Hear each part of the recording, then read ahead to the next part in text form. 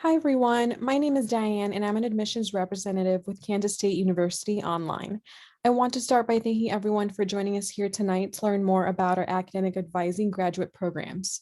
I'm joined by the program chair, Dr. Christy Kraft, and program coordinator, Dr. Wendy Troxell, who are going to spend roughly the next 30 minutes or so giving us a presentation about this program. And then we'll spend the last 10 or 15 minutes answering questions. Throughout the duration of this presentation, we will be monitoring the chat feature and answering questions as they're being asked. Some of your questions may be saved until the end for Dr. Kraft and Dr. Troxell to answer. If you could now please take a few seconds to locate the chat feature and share where you are currently at around the world, as we would love to learn a little bit more about you. I will give you a minute to do so now.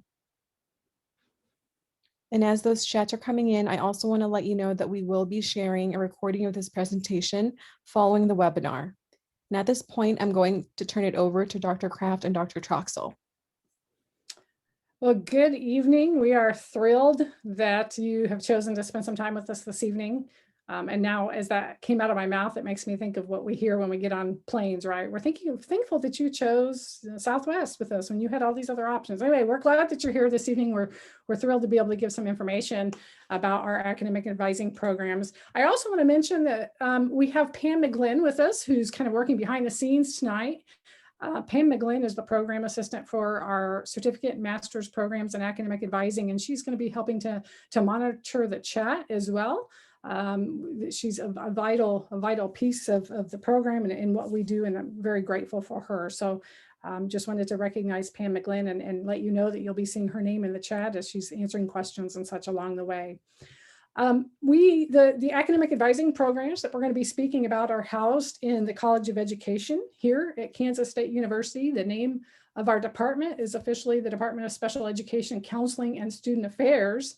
However, academic advising happens to be our largest program. And so I've been brainstorming with a number of people over time about, how do we rename the department? We don't want it to just get bigger and bigger, but we want to recognize our academic advising programs that are a significant piece of what we do. I also want to extend greetings to you from our dean.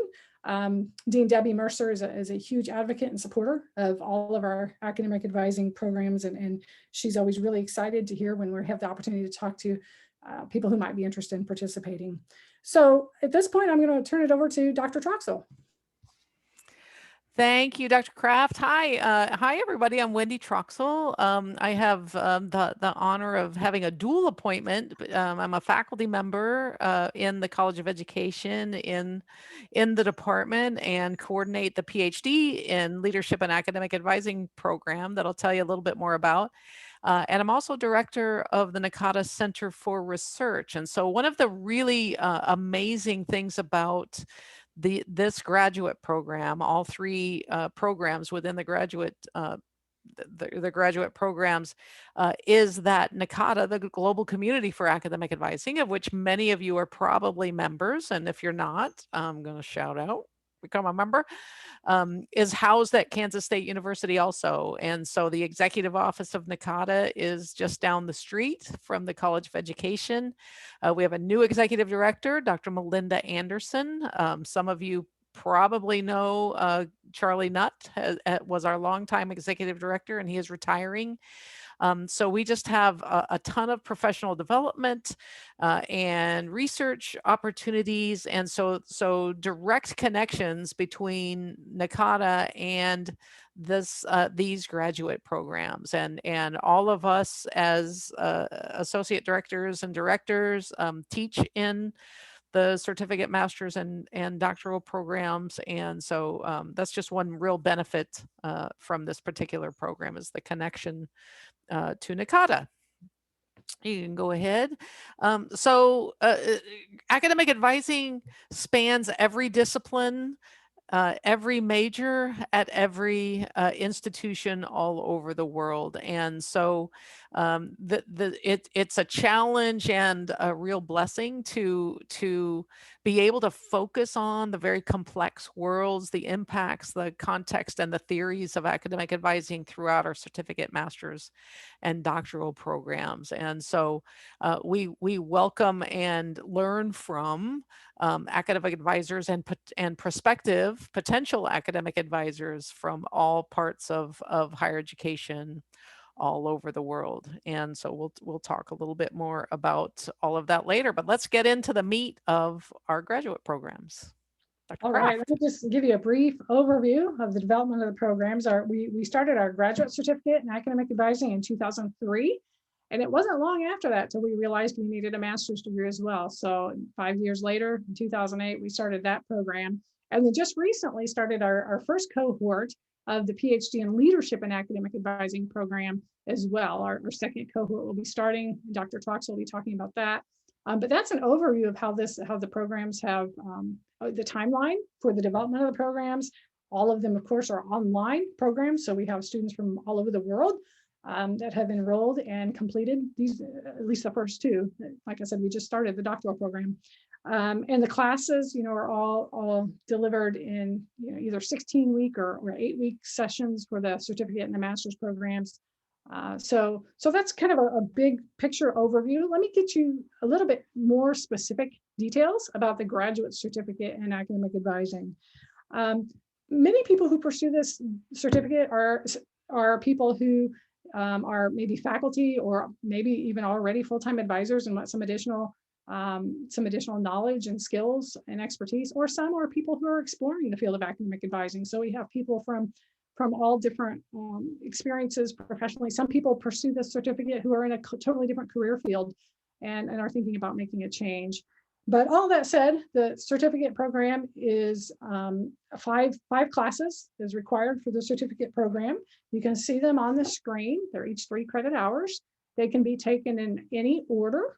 That said, a lot of times we recommend students take the 835 course, the Foundations of Academic Advising course first, because it seems like a really good introduction to the field. But this is, students who enroll in our certificate program, as I said, can enroll at any time in any of these. And most of these are offered every semester, spring, summer, and fall. So we are able to help you guide, kind of help guide your planning where that's concerned. There's not a final project of any sort for the certificate program. It simply consists of completing these 5 courses. Let me go ahead and move on to the master's degree in academic advising to kind of share what that looks like as well. It's not uncommon for some of the students who have completed our certificate program to want to go ahead and move on toward the master's. And so we have a number of students in our program who do that. We also have a number of students in our master's in academic advising program who haven't gone through the certificate program. So either is fine.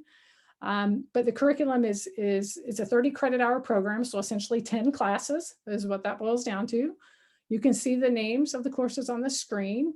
When I was looking at grad schools and such years ago, I would always find that just seeing the names of courses helped me understand, is this something I'd be interested in or not? And actually, sometimes at one point, I borrowed a textbook from someone before I entered a graduate program, just to make doubly sure it's what I wanted to do.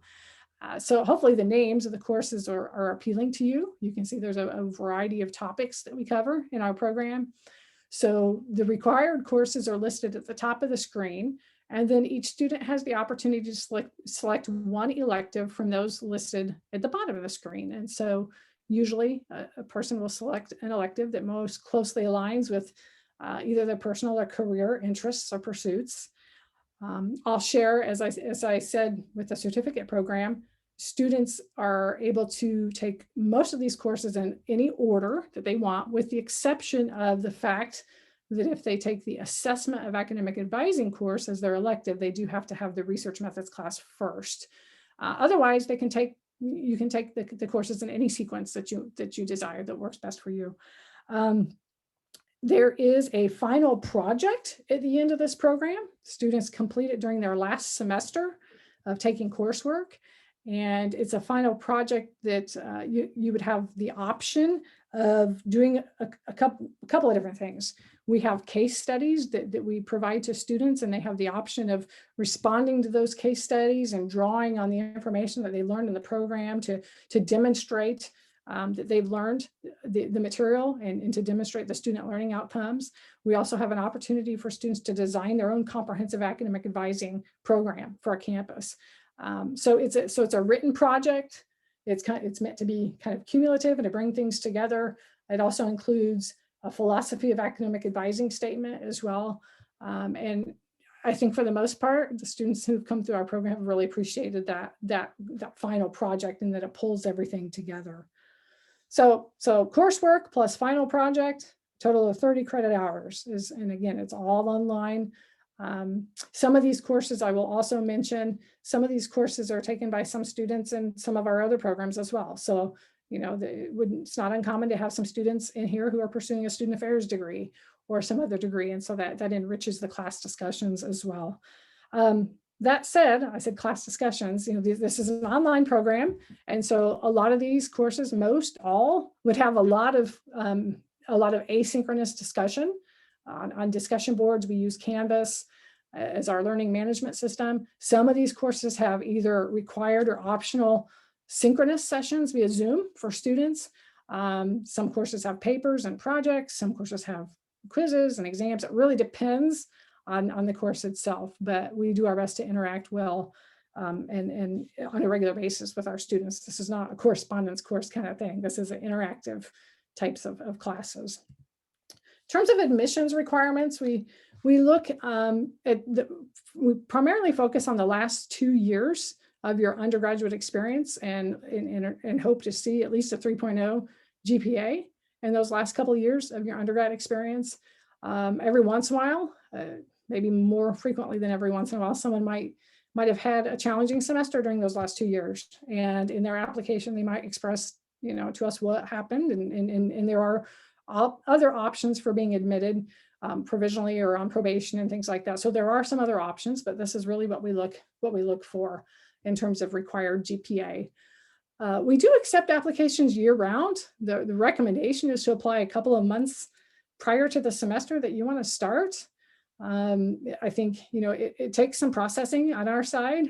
We work within our department to process, and we work to process the applications, and we work with the graduate school to do so. So it's not just a one-step process.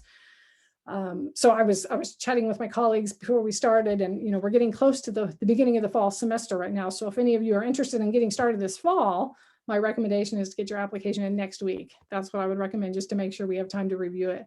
But that said, we do review applications kind of on a rolling basis. So what's in the application? Well, first and foremost, we want to see a professional resume or a CV. It gives us a good idea of your background and experiences. And then we like to see a statement of goals, and you can see the different bullet points there. We ask you to address these various issues in a written statement. And in large part, we want to see if this is a good fit for you. Is the program really the type of program that's going to meet your professional goals and desires? Every once in a while, we get someone applying into one of our programs who, when we read their statements, they might be a phenomenal prospective student, but there's been a misunderstanding about what the purpose of the program is, and we want to make sure that it's a good fit. So that's one reason we look at these written statements.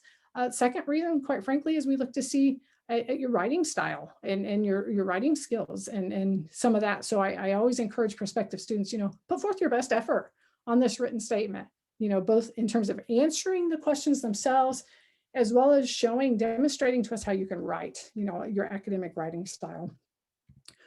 Also, we require, as part of the application packet, transcripts. You can initially just upload unofficial ones, and then if you get admitted, then you can submit the official ones. But we do require that, and obviously, for obvious reasons, we need to look at the transcripts to look at the GPAs and those kinds of things. So that's the other part of the application process. So at this point, I'm going to go ahead and turn it back over to Dr. Troxell. So as you are we're pretty much flying through this. There's a lot of information available on the website. And so we're kind of flying through the overviews of the 3 graduate programs. And so as you have questions, go ahead and put them in the chat.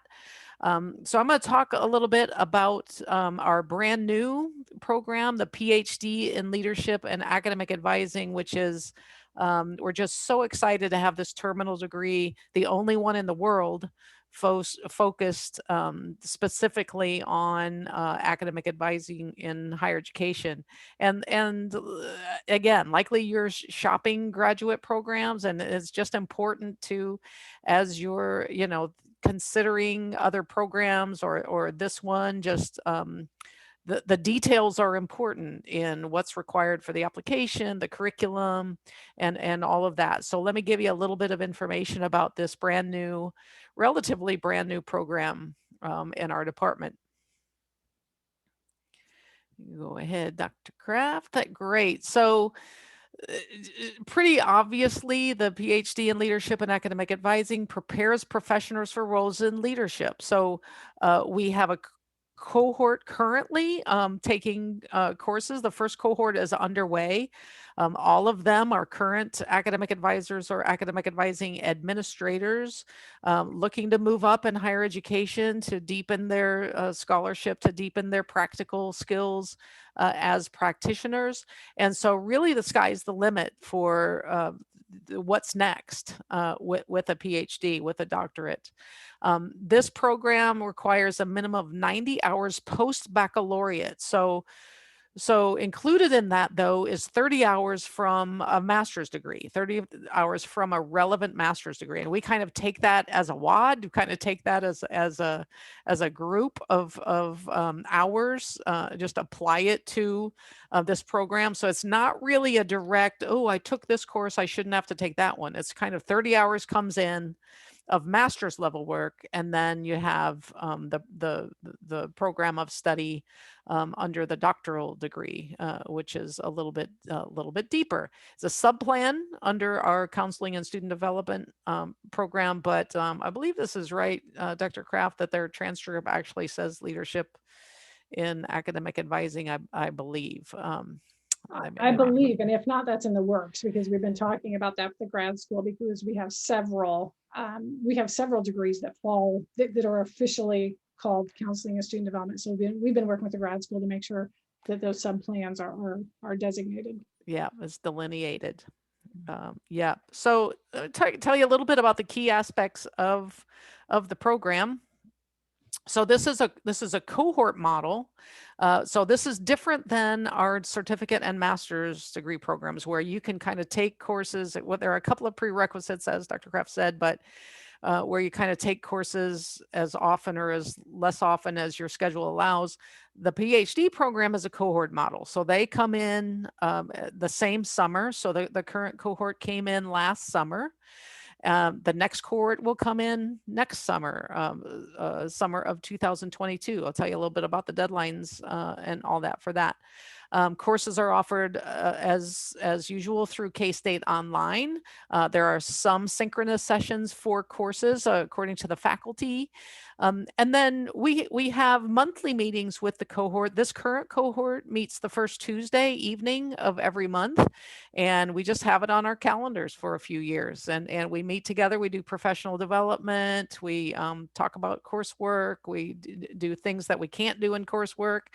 And then there's a 1-week on-campus session for the first 3 summers. And so this cohort just finished their second. It's not really residency for the capital R. You'll see that term in a lot of programs, but it's a time to come together.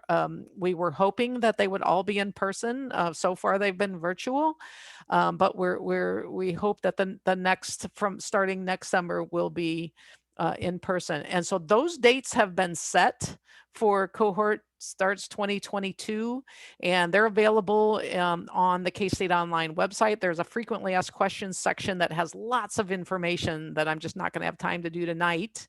And so so those are set. So what the students do, the doctoral students do, is they work it out with their supervisors, with their significant others and families to be available for that one mandatory week in the summertime where they either come to Manhattan, Kansas, or work together online. We've had a great time with that. So the cohort takes 2 courses per semester starting in the summer. So 7 consecutive semesters. So summer, fall, spring, summer, fall, spring, summer is kind of the overview of that. They take all the courses together, and then the fall, like this cohort will be ready for preliminary exams. Some programs call them doctoral exams after the end of the coursework. So they'll be working on those a year from this fall. And then dissertation time. Some of the kind of benefits of the program is there's regular ongoing professional development. Our students are already working with faculty, publishing together with and without us. 3 of our students just got accepted to write a book chapter in one of the new Nakata books. A couple of are writing with faculty members. Lots of interaction. We'll be connected at Nakata conferences. Hopefully some of you will be coming to the Nakata annual conference in Cincinnati, either in person or online. We'll have a virtual component of the annual conference. And then obvious connections with that I'm really passionate about is connections with the Nakata Center for Research and doing some writing, doing some pilot research and that kind of thing. Let me move on. All right, how do I get started? So we've already had about 4 big information sessions like this, but specifically for the doctoral program in the spring and the summer.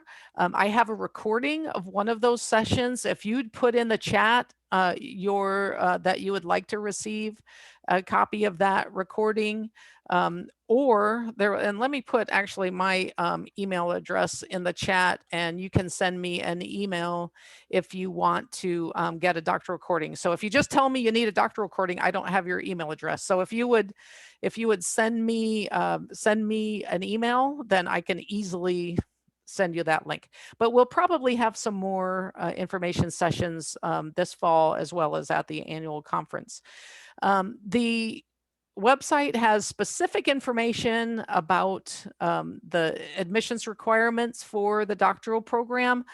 There's an obvious statement of professional goals, which is typical of any program, unofficial transcripts, recommendations from colleagues or former faculty or people who can speak about your ability to do scholarly work, as well as kind of your work as a practitioner. International students, there are some requirements as well that are delineated on the site. And then the scholarly essay is something that any doctoral program you apply to is going to have, usually going to have some kind of requirement of writing something in a scholarly fashion. So what we're asking you to do is to write an original scholarly essay on some critical issue in academic advising and bring some literature into it. Tell us what you're curious about. You do a lot of writing in a doctoral program. And so kind of getting those wheels turning about what you're curious about and how you would go about tackling that. What are the controversies in the literature? Is really important. And then at some point, we kind of boil it down. So all of that is due on December 1st of this coming fall. And then what we do as an admissions committee is we kind of look through the applications, and then we'll have a kind of a final pool of applicants that we'll actually do one-on-one interviews with you via Zoom, probably. With a couple of members of the admissions committee. And that's a way to kind of add life to your application, to get to know you a little bit better. And you're looking about fit, and we're looking about fit. And is this the right time for you during this professional and personal journey? And then all of the admissions process happens next spring. So again, this is unlike the graduate and master's program that has a rolling admission policy. The doctoral program, we only start a new cohort every 2 years. And so we bring the cohort in as a pool to start then in the summer of 2022. What did I not say? GRE. There's no GRE requirement for our PhD program. And so that scholarly essay actually is a better predictor of success in our doctoral program than the GRE is. So I went over that really quickly, but there's a whole frequently asked questions section on the K-State Online website that you can look through, and then obviously send me a note if you want more information. So I'll turn it back over to Dr. Kraft to finish it out and then get to your questions. That's what I was just going to say. We are getting some wonderful questions coming in, the kind that are better answered verbally than in writing. So I want to make sure you know that I'm seeing them, we're seeing them, and we're going to loop back to them. So just be patient with us here while we talk about a little bit more, then we'll get back to those wonderful questions that are showing up in the chat. I want to just, we want to reassure you that when we admit students into all of our programs, our goal is to support you and to help see you through to success. And so here at K-State, you have some support from a variety of different levels and entities here. Not only would we, as department and program faculty, be primary sources of support, but we also have a significant amount of support from Global Campus. They provide students with academic resources, technology resources, career resources are available as well. Sometimes our online students think, oh, those things they're not for me, I'm not on campus. But the reality is we have a lot of resources on campus for our online students that you can take advantage of to make sure that your success is facilitated. We want you to be successful when we admit you into the program. I also want to mention that I'm sure there are questions about the finances, the financial aspect of the program. There's a lot of information that can be found online. The university just changed its tuition and fee structure to try to make it a little more clear as to what the cost of the program would be. I can give you just a ballpark figure here, and that is that for online programs, it costs about a little over $500 per credit hour, and there's no additional student service fee with that. So for a 3 credit hour class, you're looking at about $1,500 for a 3 credit hour class. But there's a lot more information online. I do know that it's important for you to consider the financial implications. There is financial aid available, not for certificate students unless they're able to find some scholarships of some sort, but for those who are pursuing master's degrees or doctoral degrees, students are eligible for federal loans if they're enrolled at least half time, which is 6 hours a semester. So there are a lot of details with that, and that was just a quick overview. We can loop back to that in a little bit, or I'd be happy to follow up with any of you later if you want some more details about the financial aspect. To kind of wrap our presentation up, I'm going to share with you a success story from one of our former students, just a short video, and then we'll come back together and we'll tackle all the wonderful questions that have come in.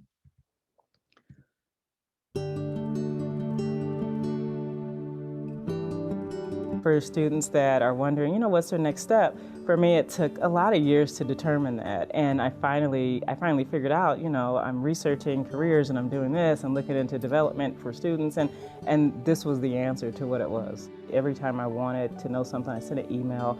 And really, that was really one of the driving forces as to why I decided to attend, because it was just it was really personal and they really cared. I'm the type of person that likes to be in the class with the professor up front, and I actually really feel like I had that experience with the Global Campus. I know several of my professors, and I feel the real connection with them. So the global experience for me has been really almost better than in the classroom because there was so much contact. I feel that it's really been, I've been part of the family. I want to get as much academic advising experience as possible. I really enjoy student development, and that was a big part of our program. So lots of our classes really focus on theory and development. And for me, that was important because it lets you get to the heart of the student. One of the things that I was able to do that I really like is attend the Nakata conference. So I met several of my professors there, really made connections there. On campus, because I was in the program, I was also able to create and work with one of our provosts to actually do an assistantship in academic advising. Halfway through the program, my father passed away. And I needed some time, and he gave me the time that I needed. For some, they might have stopped and taken a break. And because of their care, because he really just allowed me what I needed. And so I didn't stop. I kept going and I finished. And so for me, that said a lot. It said a lot about who they are as just a family, as Kansas State, and how much they care about their students. There can be challenging times. And so just the fact that they made sure that I had everything I needed all the time. I think because of that and their partnership, even with Nakata, I mean, really makes it something that students love. And so just this distance education at a, just a world-renowned university for me, highly respected, you can't get much better at all.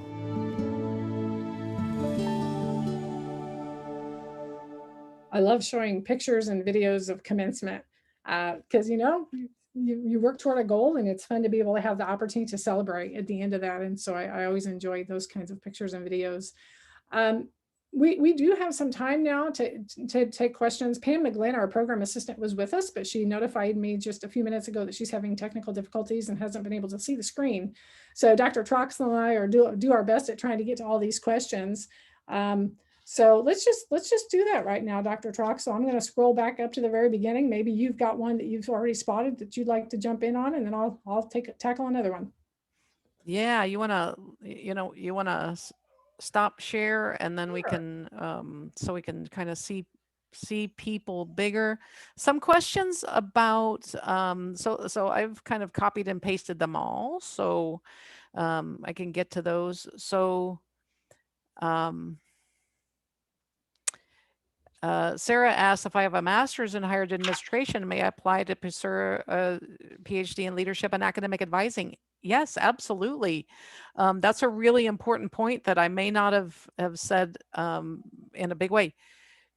Students who were in our master's program are in the same pool as all other applicants in other really good master's programs around the world. So, if it's a related field, that's easy to make the case for why this doctoral program. If it's in a very disrelated, is that a word?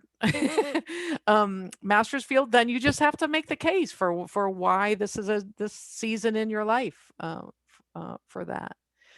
I think the admissions fee question was answered. Application fee is $50 for the graduate certificate. And I'll jump in at this point because Dana asked a similar question about having a different background. And first of all, Dana, yeah, we'd love to provide some individual academic advising. So even after this, if you wanted to connect with one of us individually, we'd be happy to do that. But yeah, I mean, I would just echo what Dr. Troxell said. What you're describing as your background sounds like a really rich background to me. And so certainly, think about ultimately, what are your career goals? I think would be one question to ask yourself as you're thinking about what level, so to speak, certificate, master's versus doctoral to really pursue. What are your career goals? And that's one guiding question. I would encourage you to reach out to one of us individually and talk through that. I think that's a really good question, and I think it's very individualized. So excellent question. The thing I love about academic advising and working with academic advisors is, as I said before, it's every single major in every single university. And so imagine so I was a music major, and so, I can make connections between kind of creativity and dissonance and harmony and, all that with kind of the world of academic advising. And so I may want to be an academic advisor in fine arts, a college of fine arts kind of thing. And so my background in that would help me in that way. Absolutely. Sorry. No, go ahead. I'll take one more and then you can take the next one if you want, Dr. Troxell. But Cynthia asked, is there an interview process along with the application for the master's program? More often than not, we don't conduct interviews, but we have the option of doing so if we feel like we would like to get to know the prospective student a little bit more. And so in those cases, we might reach out, but it's not a common part of the process of the application process for the certificate or the master's program. One of the differences between the master's program and the PhD program, because the PhD program is a cohort model, we have a limited number of spots. And so really anywhere from 12 to 18 in a new cohort is what we shoot for. Where in the master's program, there's a lot more flexibility for the numbers of applicants that we can take.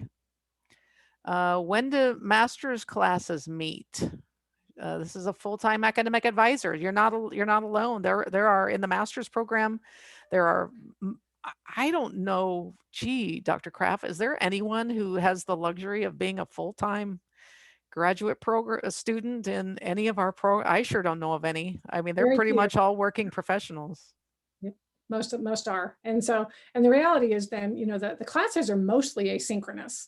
And so, in terms of required times to meet, we don't have many of those, if any, at this point. I mean, what In the I've master's seen program, yeah. in the master's program, the doctoral program has some research courses that has some designated times. What you will find are a number of our courses that offer optional Zoom sessions. And when those optional Zoom sessions are offered, they're tried, we try to plan them around quite frankly, the assumption of a full-time employee, knowing, so we do a lot of evening things just like this. When you go to enroll in one of our courses, if there's required synchronous meeting times, it will be in the course schedule, in the line schedule. If there's nothing on that line schedule that says you're required to meet at a certain time, then that means it's asynchronous with some optional meeting time. So we understand that's challenging, and so that's kind of what that looks like. Stacey, yes, go ahead. Yep. Good. No, I was just going to lob on to the interview question. So for the PhD program, yes, there's an interview process. Yeah, good. I don't want to move too quickly, but I want to make sure we cover as much as we can. Yep. So no, you're doing good. Here. Okay, so Stacey asked about the average time commitment for a 3 credit hour class. And I think that's a phenomenal question. Here's the way I tend to think about it. And the university has some specific requirements. So if a professor went over those, we'd probably talk about that a little bit. But if it were an on-campus class, the class would be expected to meet on campus for about 2.5 hours. So what I usually think of when I think of my online classes are that it would take, assume at least 2.5 hours plus the work, the time that it would take to complete the work outside the class. So, I would, if I were you, and it kind of depends on the course, but I would block out at least 5 to 7 hours per week per course. And that's what I think a lot of our graduate students would do if they were taking an on-campus course. Dr. Troxell, did you have anything to add to that, or would there be anything you would yeah, I'm just I agree. It's a commitment. Both all the graduate work is deeper. It's more complex. There was a question earlier about kind of theory to practice, and kind of the academic advising is a practice-based discipline.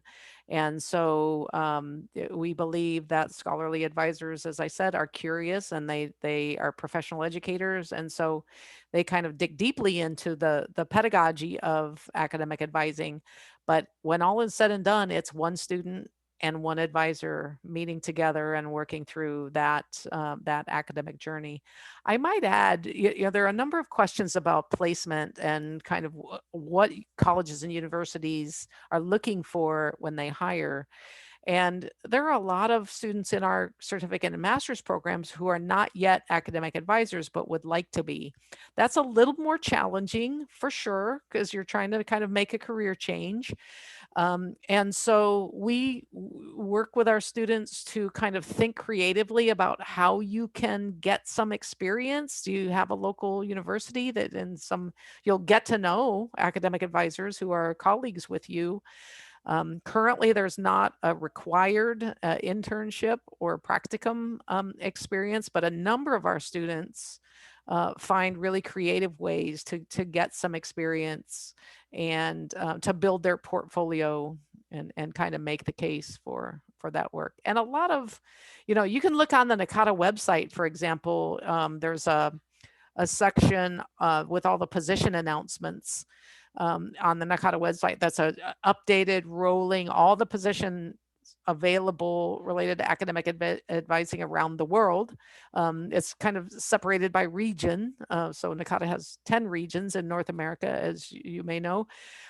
So start to look at position descriptions. What are they looking for? What are the requirements for what's required, what's preferred? And that'll give you some idea of kind of what places are looking for. Some positions are entry level.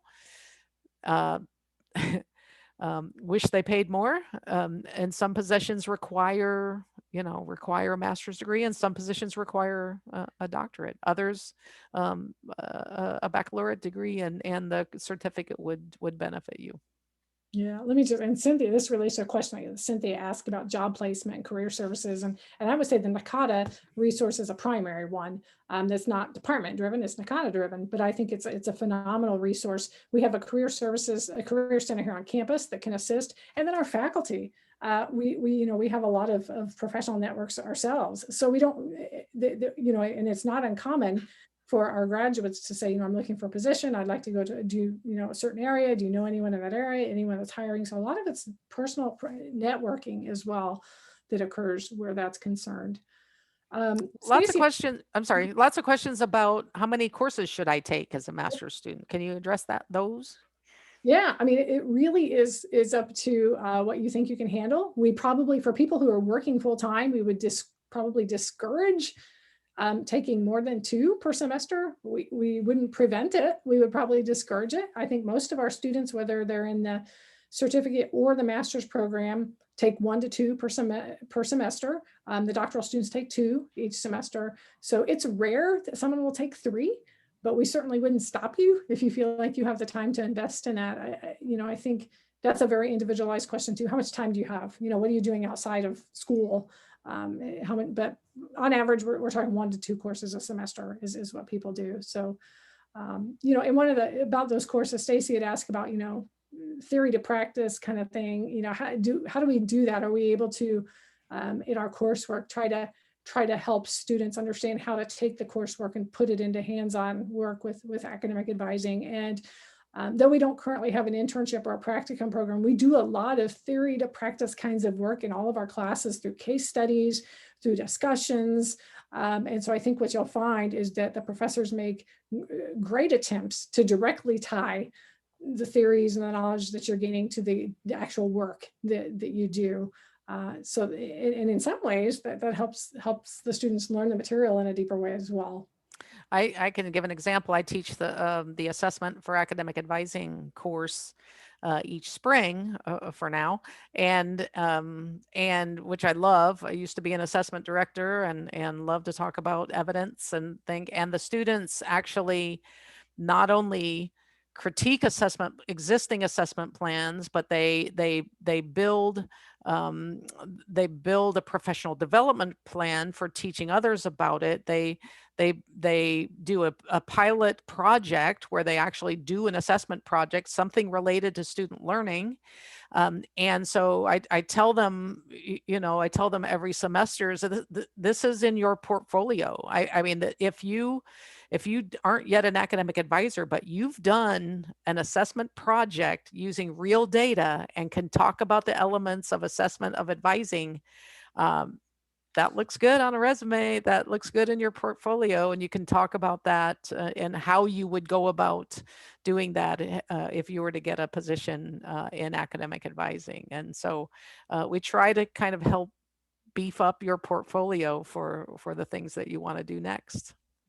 And Angela asked a question about cost in terms of, whether you take 1 course at a time or 2 or what have you, and that there's no difference there. It's just based on credit hour that you enroll in. So it's not, in some cases as undergrads, if you take a certain number of credits and, there's a cap for tuition or what have you, but that's not the case here. It's just, like I said, a little over $500 per credit hour. So there's no difference in pricing in that, Angela. I'm glad you asked that question. All right, I want to draw your attention to kind of a few up in the chat. Stacy Z asked, can you give examples of these creative ways students have found to get advising experience? I work in higher ed, but admissions. And then Amy says, I imagine you're doing advising now at admissions. Find a way to think about those transferable skills that apply in both fields. what am I getting paid for? So the collegiality that happens in this program, that's a perfect example of students helping students, practitioners helping practitioners, and absolutely the skills are transferable. And what I mentioned was they had to do something related to student learning. So even if they're not in advising, absolutely there are ways that and I used to be admissions too, so I know that's a fact. What are you trying to get students to learn from how you interact with them? I mean, and I've had students who are pharmacists and kindergarten teachers, and someone was selling air conditioners, and so it took a little bit, but we found a way for them to kind of transfer those skills about what do you intend by your interaction, how do you gather data, whether that's happening, and how do you analyze the gap between what you intended to happen and what actually happened. So yeah, transferable skills is the way to go. So thank you for that little discussion board. That's a perfect discussion board. The type of thing you'd experience in one of our classes. Exactly. We don't come at this as, hey, we're the all-knowing professors. We come at this as we're the facilitators of a learning experience for all of us. And so we try to draw all of your great experiences and knowledge out in the process, because every semester I teach a course, I learn something new, no matter how many times I've taught that same material, because of the students who are in it. But that said, there's a question that I would like to address. I'd like to address all of them. I'm hoping we can get to all of them. But Jody asked about recommendation between a master's degree in academic advising versus a master's degree in student affairs. And I would just say my response to that would be that it depends on how much of a generalist you want to be versus how much your heart is really sold on academic advising specifically. So some students who think they might want to do academic advising might pursue a student affairs degree, and then provides a few more options.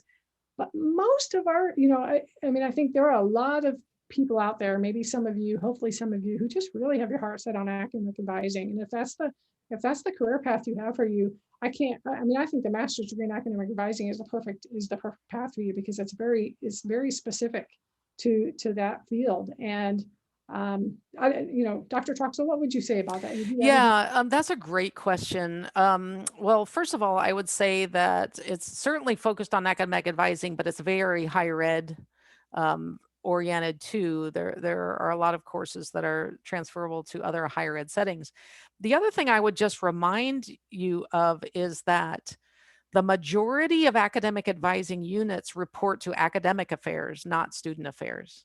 That's a little bit different in the community colleges, and it's a little bit different in some of the institutions outside of the United States, but it's academic advising for a reason. And so in some cases, it's under enrollment management. In some cases, it's kind of called student services.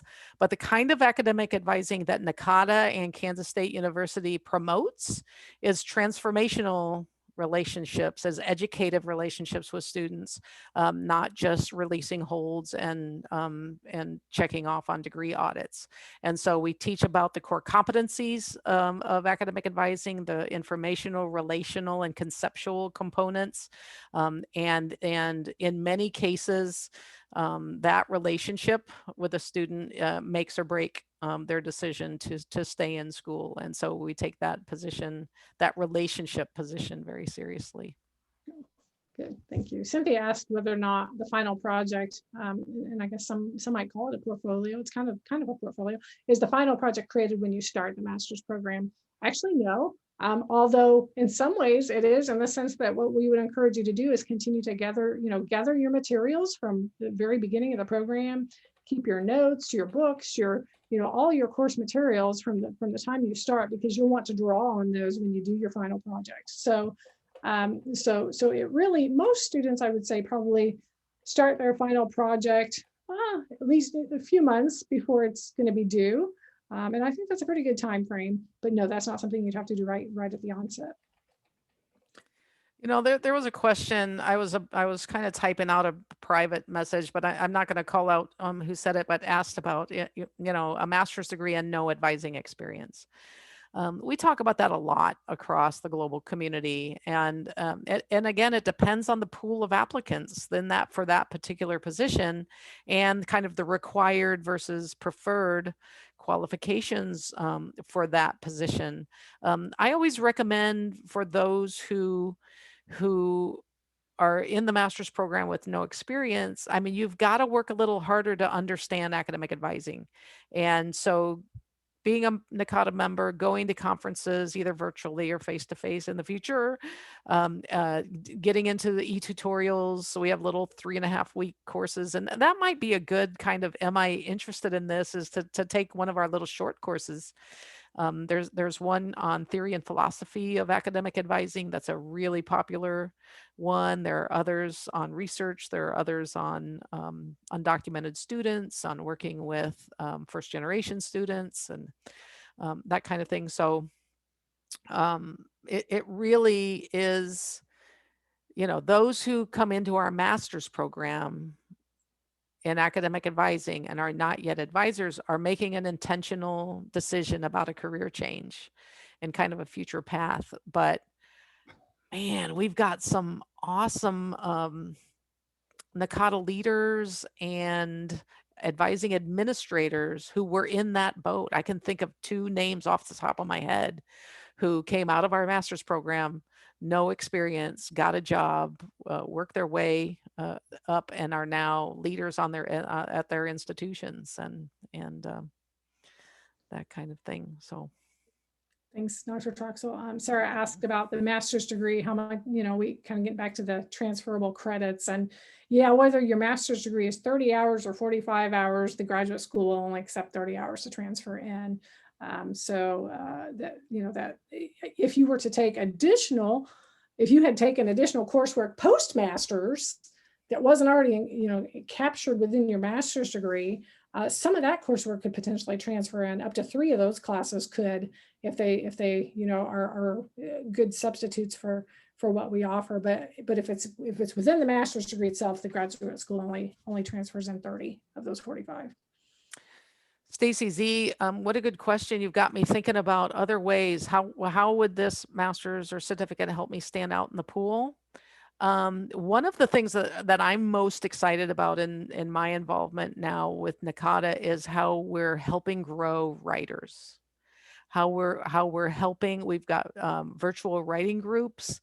We've got workshops on how to write. We've got a full range of publication venues, from a blog, which is easy, to the Nakata Journal, which is a lot more serious. And so there are a lot of students who are really thinking about this and kind of collaborating with others to start to do some writing. So if you have a few publications on your resume, too, and they don't have to be sole author publications, connect with colleagues who are advisors or faculty members or other practitioners and start to think about and write about or present about advising related issues, then that's going to help you stand out too, because that shows a commitment to kind of being deep in this too. Dr. Troxell, Cynthia just asked if she can be a member of Nakata if she's not. So Thought you might want to take that one. No, absolutely. Nakata is one of the most welcoming associations on the planet, literally on the planet, in the global community. It's ridiculously low cost. I'll send you the money. No, I guess I probably won't, because how many of us are on there? Oh, I might be able to do that. Let me put the website in the chat. So that's the Nakata website. Become a member is under member services, a general membership.